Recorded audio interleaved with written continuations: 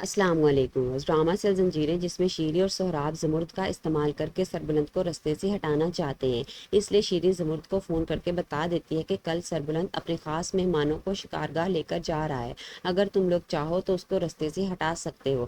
ویسے بھی تورسم بھی تو یہی چاہتا ہے نا۔ یہ سن کر زمرد بھی سربلند کو رستے سے ہٹانے کا فیصلہ کر لیتا ہے۔ وہ اگلے دن اپنے ساتھیوں کو لے کر سربلند کو مارنے کے لیے چلا گیا۔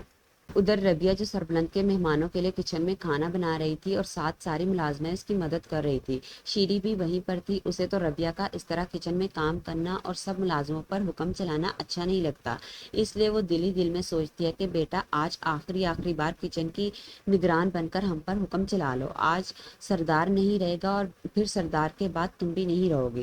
ربیہ جسے شیری پر شک ہے وہ پتہ لگوانا چاہتی ہے کہ آخر شیری کس سے چھپ چھپ کر باتیں کرتی ہے، اس لیے وہ شیری کو کسی کام میں مصروف کر کے خود شیری کے کمرے میں جائے گی اور وہاں جا کر وہ شیری کا موبائل تلاش کرتی ہے۔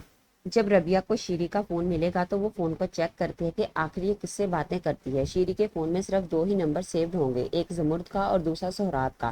ربیہ فوراً سے وہ دونوں نمبر اپنے فون میں سیو کر لے گی۔